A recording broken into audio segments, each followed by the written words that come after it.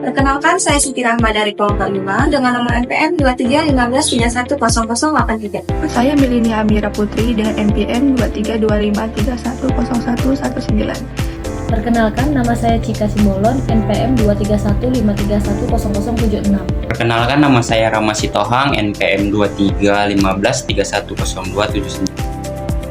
Perkenalkan, nama saya Eko Putra, NPM 2315310355. Sebelumnya, saya mengucapkan terima kasih kepada dosen pengampu mata kuliah hari ini, Bapak Dr. Khalilul Khalid, SE, SHMH, dan sudah memberikan kesempatan kepada kelompok kami untuk presentasi.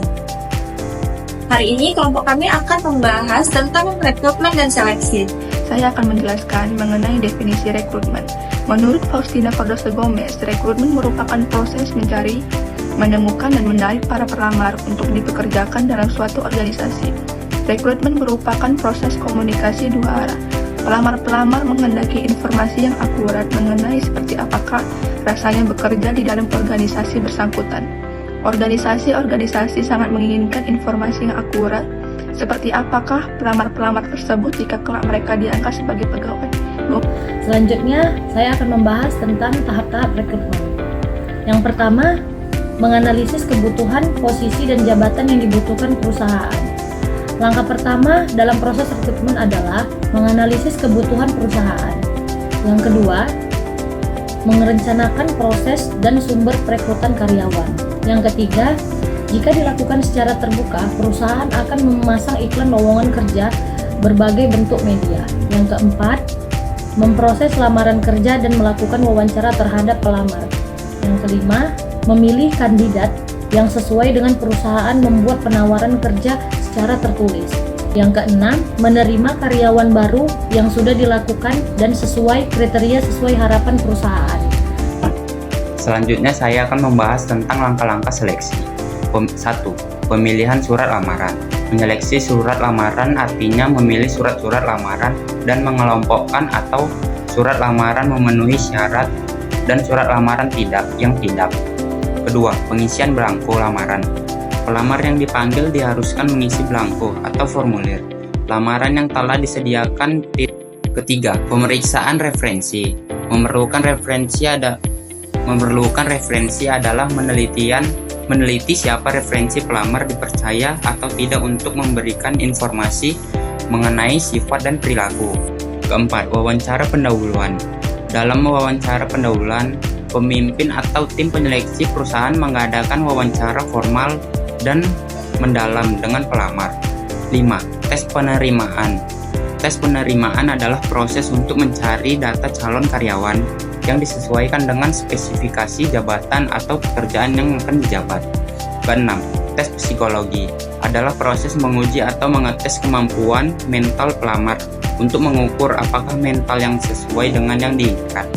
Ketujuh, tes kesehatan, yaitu pemeriksaan kesehatan fisik pelamar apakah memenuhi spesifikasi yang telah ditentukan untuk jabatan yang bersangkutan atau tidak, misalnya pendengaran, penglihatan buta warna atau tidak.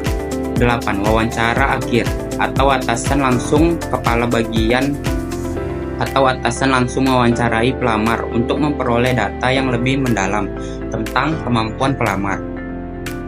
Permasalahan umum pada seleksi. Ada beberapa permasalahan umum untuk seleksi karyawan.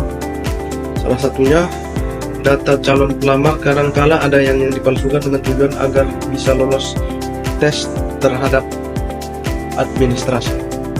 2. Terjadi penarikan karyawan yang bersifat nepotisme dan menyingkirkan mereka yang sebenarnya lebih pantas lulus. Yang ketiga, kadangkala karena lemahnya kontrol seleksi memungkinkan masuknya para pelaku kejahatan atau pelaku kriminal untuk lulus seleksi.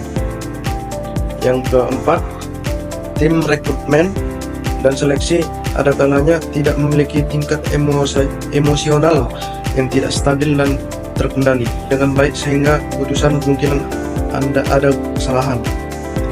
Dan yang kelima, tolak ukur. Selanjutnya, studi kasus di PT Kereta Api Indonesia. Sumber rekrutmen PTKI ini ada dua, yaitu rekrutmen secara internal dan secara eksternal. Nah, di sini bisa dilihat perbedaan antara rekrutmen internal dan eksternal di PT Kereta Api. Yang pertama, secara internal sumbernya dari pegawai non-organik, sedangkan secara eksternal sumbernya dari luar perusahaan, yaitu lulusan SMA atau SMK. Yang kedua, peserta rekrutmen internal harus memiliki rekomendasi dari atasan berupa surat rekomendasi. Dan perbedaan yang terakhir yaitu secara internal, tahapan seleksi meliputi seleksi administrasi, wawancara, dan tes kesehatan. Sedangkan secara eksternal, tahapan seleksi meliputi seleksi administrasi, tes kesehatan awal, tes psikologi, wawancara, dan tes kesehatan akhir. Kami menyimpulkan rekrutmen dan seleksi di PT KAI memiliki peranan yang sangat penting dan menentukan kualitas sumber daya manusia yang akan mendukung operasional perusahaan.